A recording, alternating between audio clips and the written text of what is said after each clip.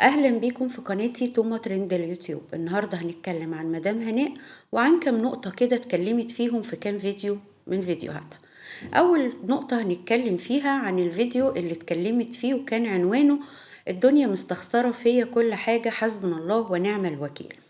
طلعت في الفيديو وهي بتاكل بيض وجبنه قديمه وبقسماط، وقعدت تلمح على برطمان المش اللي ضايع، ودي مش اول مره تلمح عن برطمان المش اللي ضايع منها. وقالت انا كنت جايبه معايا برطمانين من القاهره وتعبت في شيله، وكنت شايلاهم واحد قديم وواحد جديد، وكنت مخبيه في وسط الهدوم، وسألت البنات وعشان هم مش بيحبوه، ركزوا في الكلام، وعشان هم مش بيحبوه وما يعرفوهوش قالوا لي احنا ما نعرفش وما شفناش. ما بال ان هي قبل كده في بث مباشر تقريبا او في عرض اول قالت ان فيروز سألتني عن برطمان المش وكانت عايزاه. طيب هما سألت عليه وكانت عايزاه، ولا هما ما يعرفوهوش وما بياكلوهوش فما شافوهوش؟ فدي تناقض من ضمن التناقضات اللي دايما بتكون موجودة في فيديوهات مدام هناء. وراحت رامية جملة اللي بيها عايزة تقول ان رضا هو اللي اخد برطمان المش لما قالت يلا راح لاصحاب نصيبه. طيب هو في عقل يقول ان الراجل هياخد من حضرتك برطمان مش من فرنسا لحد مصر؟ دي اولا. ثانيا، هي وصلت لدرجة ان احنا نطلع نقول ان اتسرق مننا برطمان مش ونلمح على شخص كان في يوم من الايام على كلام حضرتك وتصرفاتك ودموعك وعياطك وولولتك هو كان كل حاجة في حياتك؟ ده ثانيا. ثالثا، ده راجل فلاح، مع احترامي لكل الفلاحين على راسي من فوق، يعني المش والجبنة القديمة والزبدة والقشطة وكل الحاجات الجميلة دي من أساسيات بيوتهم. فبرطمان المش بتاع حضرتك مش اللي هو يعني أول وآخر برطمان مش في العالم عشان الراجل هياخده من فرنسا للقاهرة. عيب، عيب لما نطلع ونقول كده. ده اولا. ثانيا، ليه الدنيا مستخسرة فيكي كل حاجة؟ يعني ده في حديث عن الرسول عليه افضل الصلاة والسلام بيقول ولا تسبوا الدهر فالله هو الدهر، عليه افضل الصلاة والسلام. حضرتك ما شاء الله الله اكبر، بيت وعربية وفلوس والدنيا كويسة معاكي، يعني ليه مستخسرة فيكي كل حاجة؟ ليه ما بنقولش الحمد لله؟ حضرتك ما شاء الله ربنا مديكي حاجات كتير حلوة وربنا رزقك وفتحها عليكي، يبقى ليه العنوان ده يعني انا في نظري ان انتي دايما بتحطي العناوين اللي تجذب الناس عشان تجبريهم يفتحوا الفيديو بتاعك ويشوفوه. رجعتي تاني لمحتي على البيت وعلى الفيلا وعلى الشقة، وان الفيلا مش عارفة سعرها كذا والشقق سعرها كذا، وده تلميح اكتر من مرة في كذا فيديو.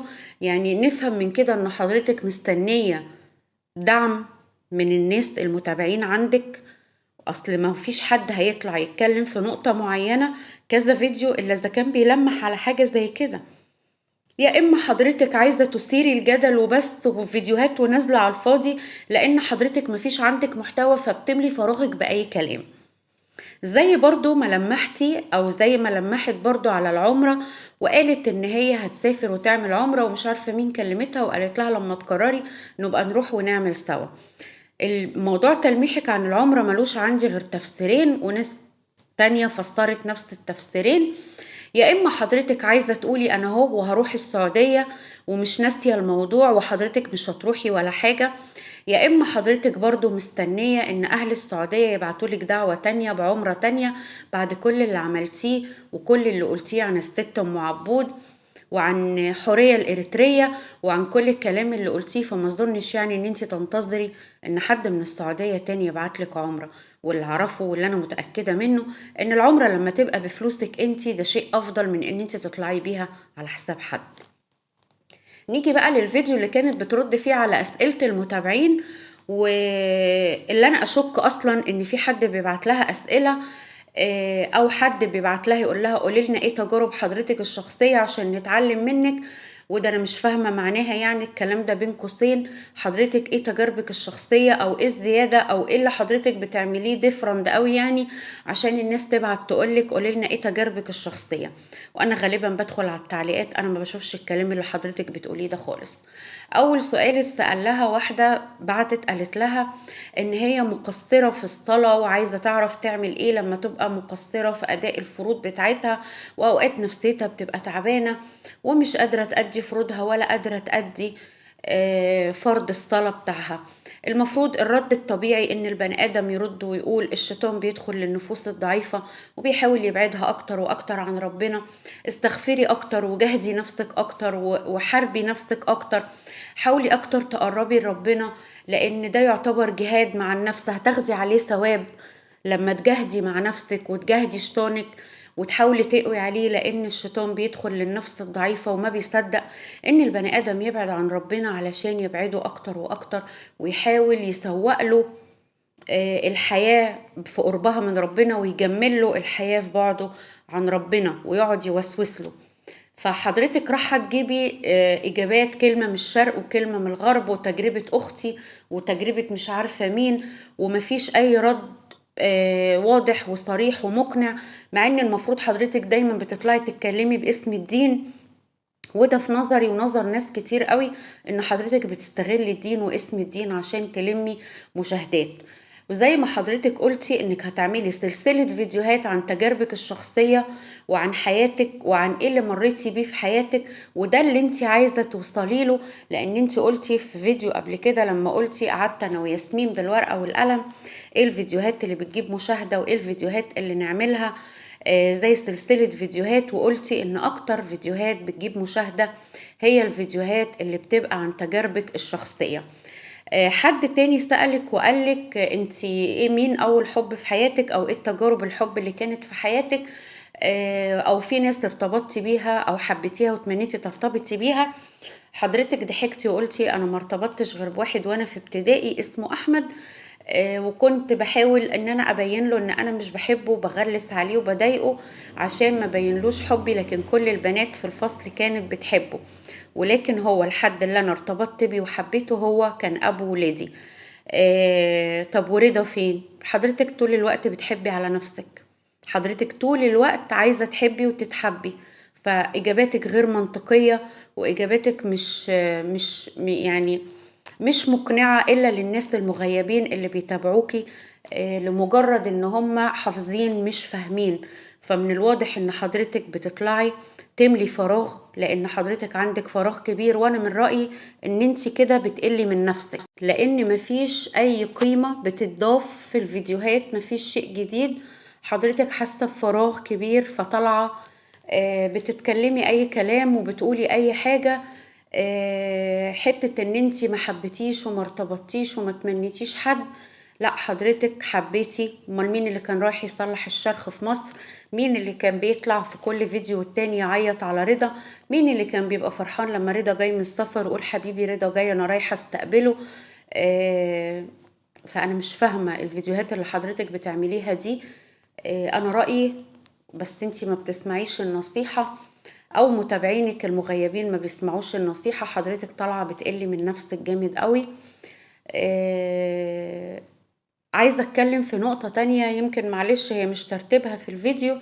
كلنا شفنا الفيديوهات اللي عملتها الحكاية مع دودو ونوهت عنها الجميلة البهدورة في استقطاب اليوتيوبر او استقطاب دودو، الحكاية مع دودو علشان تتكلم عن مصرية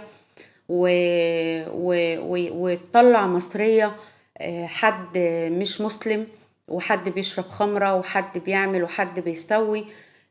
متهيألي احنا كده معظم الناس شافت الحقيقة، طبعا بعيد عن المغيبين اللي رافضين يصدقوا اي حاجة. دلوقتي عرفنا مين اللي بيسب الناس ومين اللي بيخليهم ملحدين ومين اللي بيتبلى ومين اللي بيسب ومين اللي بيقذف محصنات. في الفيديو اللي كانت عاملاه مع ميسيو جانو اللي قالت جاري هيهديني عربيته علشان معترف بالجميل او شايل لي الجميل حاجة زي كده، اظن ان دي حاجة من وحي خيالك. ما اظنش ان واحد زي ده بيحب ذكرياته بدليل انه قافل اوضه زوجته على كل حاجتها، ما فرطش في اي حاجه، واللي ما فرطش في الصغيره مش هيفرط في الكبيره. ما اظنش ان هو هيطلع يديكي عربيه مراته، وهو اصلا الناس دي بتحب ذكرياتها وبتحب تحتفظ بذكرياتها. النقطة بقى الأهم من العربية، حضرتك لما قعدتي تغني وفي كل فيديو بتغني، حتى الفيديو اللي رديتي عليه على الناس في الأسئلة، آه، انا مش عارفه بصراحه اقولك ايه. ان انتي في كل فيديو تطلعي تغني وبعد شويه قال الله وقال الرسول. المفروض ان حضرتك بتستخدمي الدين في كل فيديوهاتك، فما يصحش ان انتي تطلعي تغني وترقصي وتعملي وتتميلي على الراجل وانتي بتغني. ما اظنش ان ده ابدا ابدا من صفات الدعاة. تمام، فما ينفعش حضرتك في كل فيديو تطلعي تغني. احنا كمسلمين ما عندناش الكلام ده. يعني المفروض ان ديننا بيحرم انك تسمعي الاغاني، مش تقفي تغنيها وترقصي وتتمايلي جنب الراجل العجوز. وهقولها تاني، لو هو عظم في قفة هو راجل غريب عنك، اسمه راجل. فمش من الادب او الاخلاق او العادات والتقاليد والشرع والدين، كل حاجة كل حاجة تسمح ان حضرتك تطلعي ترقصي وتتمايلي او تطلعي تغني في كل فيديو. كأنك لسه طفلة مش فاهمة الصح من الغلط والحرام من الحلال.